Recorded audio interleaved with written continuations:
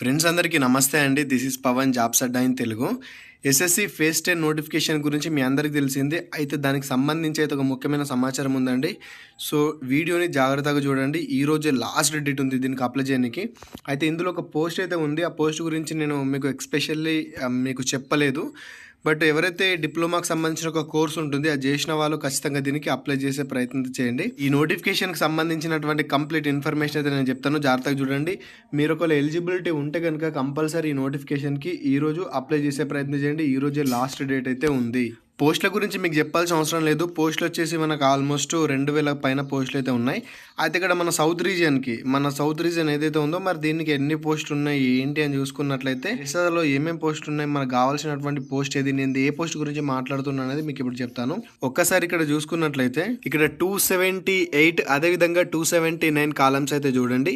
ఇక్కడ chargeman ammunition and explosives అదేవిధంగా chargeman mechanic అని చెప్పేసి ఉంది. ఇది directorate general of naval armament inspection military of defence విశాఖపట్నంలో మీకు ఇక్కడ పోస్టింగ్ అయితే ఉంటుంది. అక్కడే వర్క్ ఉంటుంది. డైరెక్ట్గా చెప్పాలంటే నేవీలో మీకు వర్క్స్ అయితే ఉంటాయన్నమాట. సో నేవీలో వర్క్ ఉంటుంది. దీనికి ఏజ్ లిమిట్ వచ్చేసి 18 నుండి 30 సంవత్సరాలు, ఎస్సీ ఎస్టీలకు 18 నుండి 35, అదేవిధంగా ఓబీసీ వాళ్ళకు 18 నుండి 33 సంవత్సరాల వరకు అప్లై చేసుకునే అవకాశం అయితే ఉంటుంది. మరి దీనికి క్వాలిఫికేషన్ ఏంటి అని చూసుకున్నట్లయితే ఇక్కడ పక్కన చూసుకోవచ్చు హయ్యర్ సెకండరీ అని చెప్పేసి ఉంది. అంటే ఇంటర్ అన్నమాట. ఇంటర్ మాత్రమే కాదు, దీనికి ఎక్స్ట్రా సర్టిఫికేట్ ఉంటుంది, అదేవిధంగా డిప్లొమా ఉంటుంది, దాంతోపాటు 2 years ఎక్స్పీరియన్స్ కూడా ఉంటుంది. సో దీనికి కావాల్సినటువంటి ఏంటి క్వాలిఫికేషన్ అని చెప్పి దాని గురించి కూడా చెప్తాను.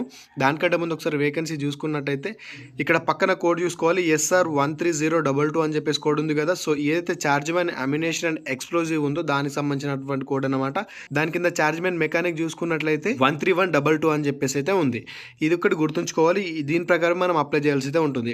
అయితే దీని పక్కన చూసుకున్నట్లయితే మొత్తంగా పోస్టులు ఎన్ని ఉన్నాయి. ఏదైతే 13022 కోడ్ ఉందో దానికి సంబంధించి మొత్తంగా పోస్ట్ చూసుకుంటే 64 ఉంది.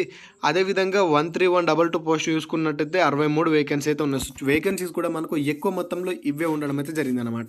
మరి దీనికి క్వాలిఫికేషన్ ఏందో ఇప్పుడు చెప్తాను, జాగ్రత్తగా చూడండి. సో మీరు ఏం చేస్తారంటే డైరెక్ట్గా మీ యొక్క లాగిన్ ఐడికి అయితే లాగిన్ అయిపోవాల్సి అయితే ఉంటుంది. సో ఇక్కడ మీరు చూస్తారు కదా, నేనైతే లాగిన్ అయిపోయాను. ఇక్కడ యూజర్ ఐడి పాస్వర్డ్ ఒకటి అయితే లాగిన్ అయితే అవ్వండి.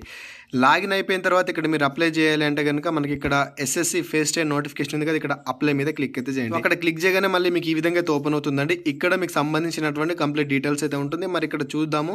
ఇక్కడ సెలెక్ట్ రీజన్ అని చెప్పేసి ఉంటుంది. సెలెక్ట్ రీజన్ దగ్గర మన సౌత్ రీజన్ కాబట్టి సౌత్ రీజన్ క్లిక్ అయితే చేశాను. అదేవిధంగా ఇక్కడ పోస్ట్ కోడ్ చూసుకున్నట్టయితే SR 13022 అని చెప్పేసి ఉంటుంది. దాన్ని కూడా సెలెక్ట్ అయితే చేశాను. ఇక్కడ కింద చూసుకుంటే చార్జ్మెన్ అమ్యునేషన్ అండ్ ఎక్స్ప్లోజివ్ సంబంధించినటువంటి పోస్ట్ అనమాట. సో ఈ విధంగా మనం లాస్ట్కి వెళ్ళినట్టయితే ఇక్కడ క్వాలిఫికేషన్ అని చెప్పేసి ఉంటుంది కదా, అంటే ఇక్కడ క్వాలిఫికేషన్ సెలెక్ట్ చేసుకోవాల్సి అయితే ఉంటుంది. ఎసెన్షియల్ క్వాలిఫికేషన్ అని చెప్పేసి ఇక్కడ కింద ఉంటుంది. ఒక్కసారి దీని మీద క్లిక్ అయితే చేయండి.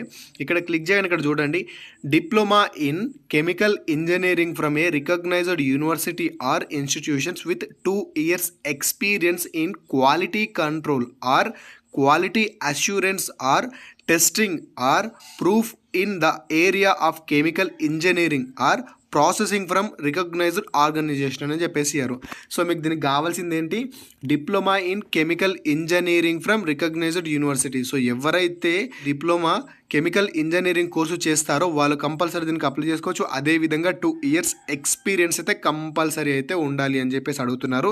ఇదొక విషయం అయితే గమనించండి. ఆ 2 years ఎక్స్పీరియన్స్ కూడా ఇక్కడ క్వాలిటీ కంట్రోల్ కానివ్వండి, అష్యూరెన్స్ కానివ్వండి, టెస్టింగ్ కానివ్వండి, proof in the area of chemical engineering కానివ్వండి, అదేవిధంగా ప్రాసెసింగ్ ఫ్రమ్ రికగ్నైజ్డ్ ఆర్గనైజేషన్ అని చెప్పేసి ఇవ్వడం అయితే జరిగిందనమాట.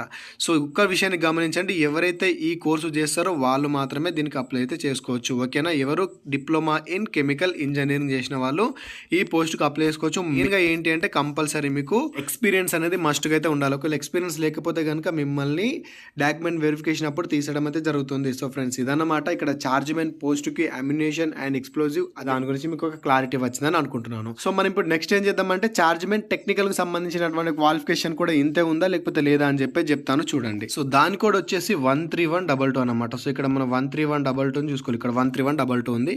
ఇక్కడ చార్జ్మెన్ మెకానిక్ వచ్చేసింది. ఈ చార్జ్మెన్ మెకానిక్ చూసుకున్నట్లయితే మరి దీనికి ఎలా ఉంది క్వాలిఫికేషన్ చూసుకుంటే సేమ్ నా ఇంతే ఉంటుంది. ఇక్కడ చూడండి, డిప్లొమా ఇన్ మెకానికల్ లేదా ఎలక్ట్రికల్ లేదా ఎలక్ట్రానిక్స్ లేదా production engineering from recognized university or institute. ఇక్కడ ఏంది అంటే డిప్లొమా ఇన్ మెకానికల్ చేసిన ఏం కాదు, డిప్లొమా ఇన్ ఎలక్ట్రికల్ చేసిన ఏం కాదు, డిప్లొమా ఇన్ ఎలక్ట్రానిక్ చేసిన ఏం కాదు, డిప్లొమా ఇన్ ప్రొడక్షన్ ఇంజనీరింగ్ చేసినా కూడా ఏం కాదండి. మీరు దీనికి అప్లై అయితే చేసుకోవచ్చు. బట్ ఇక్కడ 2 years experience in quality control or quality assurance or testing or proof in the area of design or production or maintenance of engineering equipment or system from a recognized organization అని చెప్పేసి ఇచ్చారు. So వీళ్ళు చెప్పినటువంటి దాంట్లో ఎక్కడైనా మీరు ఒక 2 years work చేసినటువంటి ఎక్స్పీరియన్స్ ఉంది అంటే you can apply this notification అనమాట. You are eligible for this post అనమాట. సో ఎవరైతే diploma in mechanical or electrical or electronics లేదా ప్రొడక్షన్ చేసిన వాళ్ళు ఎవరైనా కూడా ఈ పోస్టుకు అప్లై చేసుకునే అవకాశం అయితే ఉంటుందండి. ఇదొక క్వశ్చన్ అయితే జాగ్రత్తగా గమనించండి. సో ఈ కోర్సు డిప్లొమా కోర్సు చేసిన వాళ్ళైతే దీనికి అప్లై అయితే చేసుకోవచ్చు. ఇదొక విషయంలో మీకు క్లారిటీ వచ్చిందని అనుకుంటున్నాను. సో ఫ్రెండ్స్, ఇదన్నమాట. ఇది మనకు ఇండియన్ నావీలో ఉన్నటువంటి పోస్ట్ అన్నమాట. నిజం చెప్పాలంటే డైరెక్ట్ పడే నోటిఫికేషన్ కన్నా ఇలా వచ్చే నోటిఫికేషన్కి కాంపిటీషన్ అనేది చాలా తక్కువ ఉంటుంది. ఇంత డెప్త్ సమాచారాన్ని చాలామంది తెలుసుకోరు. సో అందుకోసమే దీనికి అప్లికేషన్స్ అనేవి చాలా తక్కువనే వస్తాయి.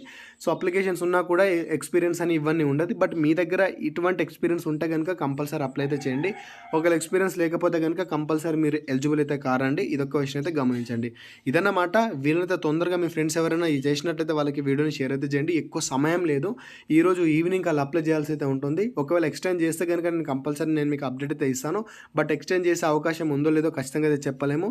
సో అందుకే వీళ్ళతో తొందరగా ఈరోజు అప్లై చేసే ప్రయత్నం అయితే చేయండి. సో ఫ్రెండ్స్, ఇదన్నమాట. మరి ఇంత లేట్గా అప్డేట్ ఇస్తున్నాం అని చూసుకున్నట్లయితే కొంచెం ఈ మంత్ మొత్తం నేను కొంచెం బిజీ కారణంగా నేను వీడియోస్ అయితే సరిగ్గా చేయట్లేదు. అందుకే ఈ నోటిఫికేషన్ నేను సరిగ్గా చూడలేదండి. అందుకే ఈసారి లేట్ అప్డేట్ అయితే వచ్చింది. సో ఏం కాదు, వీళ్ళంతా తొందరగా అప్లై అయితే చేసేసుకోండి. సో ఫ్రెండ్స్, ఇదన్నమాట. ఈ వీడియో కనుక మీకు యూజ్ అయితే కంపల్సరీ లైక్ చేయండి. అదేవిధంగా మీ ఫ్రెండ్స్కి షేర్ చేయడం మాత్రం మర్చిపోకండి. Thanks for watching. అందరికీ ఆల్ ది బెస్ట్. జై భారత్.